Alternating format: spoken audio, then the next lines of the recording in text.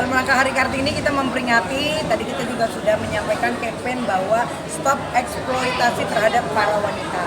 Nah, jadi kembali lagi kalau kita bicara untuk pelecehan, pastinya setiap wanita mungkin 80 atau sampai 90% pernah mengalami ya. Dan ini harus kita stop karena kasihan anak-anak kita nanti kalau mereka juga mengalami. Cukup kita aja nih yang udah tua-tua, udah pernah menjadi korban. Nah, kalau cerita pelecehan seksual sendiri, saya juga dulu pernah saya seminar pengacara di tahun 2017. Jadi waktu itu kita kan kalau pengacara itu ada seminar gitu ya di Semarang, dan pada saat itu ya saya sebagai advokat, walaupun kata orang saya halu tapi saya advokat gitu ya. Udah ada berita acara sempat dari tahun 2016 dan semua rekan-rekan advokat tahulah saya siapa.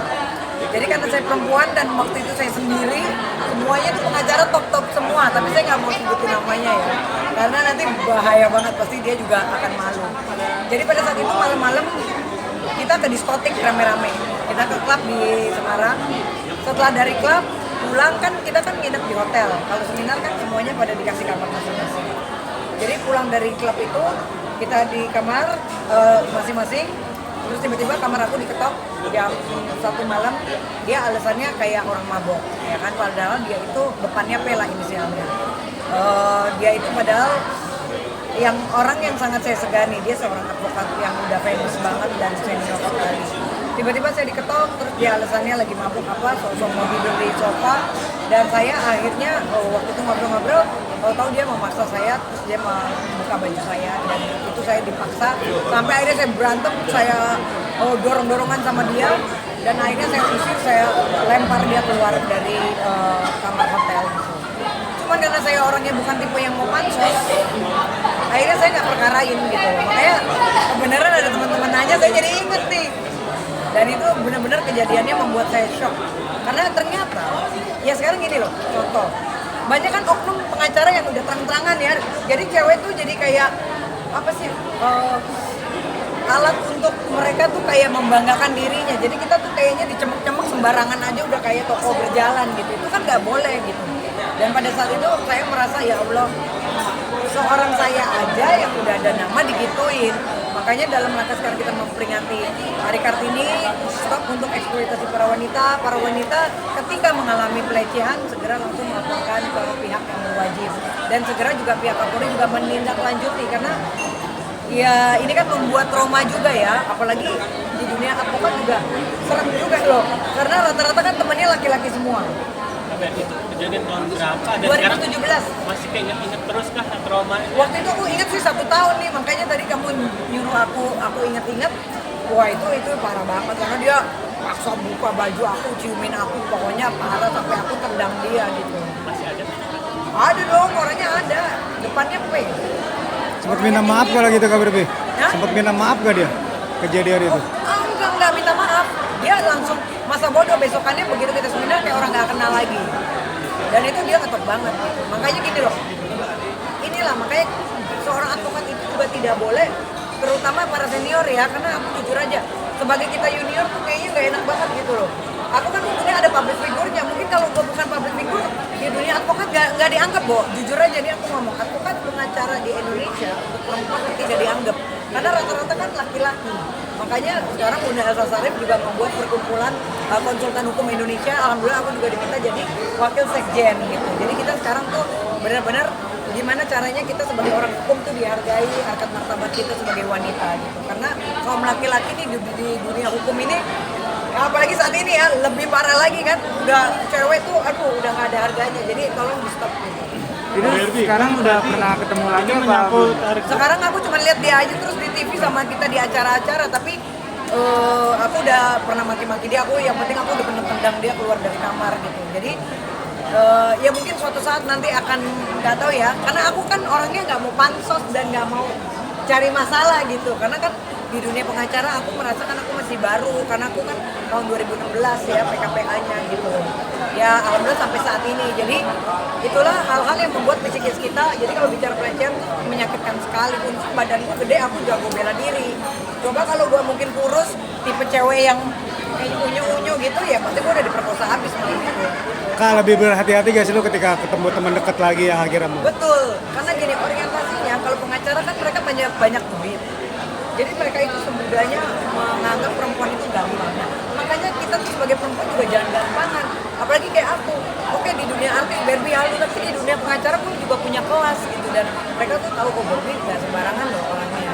Inilah makanya para wanita harus brand gitu, harus dengan benar-benar smart untuk menjadi wanita yang sukses itu nggak cuma modal body seksi, ya kan hidung mancung, ya kan kulit putih, terus menter-menter, nggak cuma itu gitu loh, harus punya skill apa yang dituju. Kalau kalian mau ngetop coba masuk langsung ke production house, ikut casting jadi selebgram, ikut nyanyi. Saya dulu nggak bisa nyanyi, buktinya suara terjelek aja bisa mengalahkan Syahrini, ya kan? Saya bisa jadi ngetop. Hotman Paris bilang suara saya kayak jangkrik. Ya kan jangkrik di rumahnya mati semua dengar suara saya. Nggak apa-apa. Tapi kan saya menciptakan hal-hal yang orang lain nggak bisa dan sampai menjadi ratu halu, the one and only di Indonesia. Itu nggak gampang karena itu sebuah konsep dan legend. Nah, jadilah wanita-wanita yang smart seperti itu. Jangan kita mau ngetop lecehin orang, buka-buka aib orang. Dia kan begini. Kita ngomongin orang, kita musuhin orang, itu udah nggak pantas lagi karena sekarang undang-undangnya juga udah ketat ya. Makanya untuk Kemenkominfo tolong segera ditindaklanjuti TikTok yang memang ada adegannya porno apa, tolong langsung di-ban aja, ya kan. Nanti mungkin kalau perlu TikTok kalau saya sih menghimbau, saya pribadi lebih baik ditiadakan karena di beberapa negara kan juga kayak di China juga mereka juga cuma ada WeChat yang seperti itu kan. Jadi ada beberapa negara yang memang juga membatasi gitu loh. Kalau sekarang kan di Indonesia kayaknya udah makin banyak lagi aplikasi ini, aplikasi itu, belum yang Tinder, Badu, ini itu. Aduh, jadi harga diri moral kita sekarang udah gampangnya orang kenalan, orang tidur, orang ini, orang jualan. Udah trafficking penjualan diri ini di aplikasi-aplikasi sekarang di Indonesia udah makin marak. Karena uang kan makin susah, makanya harga diri wanita makin rendah sekarang. Nah, itu yang sangat menakutkan saat ini. Pak, setuju nggak sih dengan pernyataan ceweknya aja tuh kadang buka-buka? Ya karena ceweknya sendiri memang menjual dirinya sendiri. Makanya kan kembali lagi, cewek ini sekarang image-nya tuh udah berubah karena ada seseorang public figure laki-laki yang membuat berita seolah-olah kalau dia kaya dia bisa mendapatkan cewek yang banyak. Oke, seperti itu, tapi kan akhirnya tidak mencontohkan hal yang baik. Lama-lama dipertontonkan, lama-lama jadi viral terus. Akhirnya nanti dicontoh sama teman-teman cowok-cowok yang lain.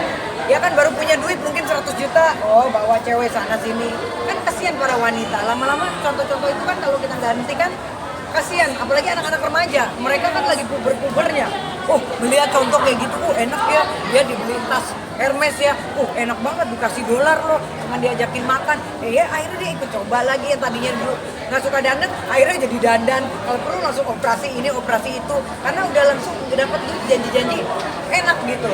Padahal itu kan eksploitasi, akhirnya human trafficking, dijual sama temennya, ya kan, mejeng di aplikasi, di TikTok, ini itu, akhirnya jadi jual diri gitu. Nah ini yang harus segera di stop. Pak Dergi, kenapa nggak manfaatin undang-undang kekerasan perlindungan terhadap perempuan ketika itu, Mbak Dergi? Kenapa selain tadi tidak ingin pansos juga? Oke, jadi gini, kenapa pada saat tahun 2017 saya tidak melakukan? Satu, dia kan orang gede banget, ya kan? Dan sekarang kan dia orang partai yang, ya salah satu nomor satu orang partai lah ya. Kalau aku masalahin, aku kan masih baru kok di dunia pengacara. Nanti aku jadinya dipatah-patahin gitu loh karir aku gitu loh. Karena aku udah tahu nih strateginya. Dia tuh licik pastilah ya. Kalau orang udah mau perkosa orang itu kan udah bukan manusia lagi menurut aku. Apalagi dia seorang orang yang terkenal gitu. Jadi menurut aku kalau aku pada saat itu ramein nanti karir aku malah hancur gitu. Jadi aku ikhlasin begitu aja. Ya tapi kan itu kenangan ya gitu.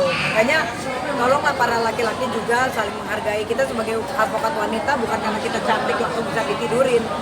Karena saya pun juga mengalami seperti itu, kayak kemarin ada kasus ikan asin, itu kan juga ada jalan ceritanya juga. Tapi kan saya nggak bisa cerita di media. Mungkin rekan-rekan udah tahu ada apa, ada something, ada yang mungkin ada yang cinta ditolak, akhirnya sakit hati, akhirnya dibikinlah saya politik, dijatuhkan lah dengan kasus ini, saya mau ditangkap polisi lah, mau dibeberin saya dibilang advokat palsu lah, berlian palsu. Itu saya sampai dijatuhkan seperti itu. Tapi alhamdulillah karena saya orang yang baik dan benar, iya kan, dijatuhin seperti apa saya dibilang orang miskin, alhamdulillah saya mah seneng banget. Jadi ya itulah karena mental saya tegar dan saya tetap pinter kan. Saya kesayangan Presiden KAI Pak Cucu Sanjaya.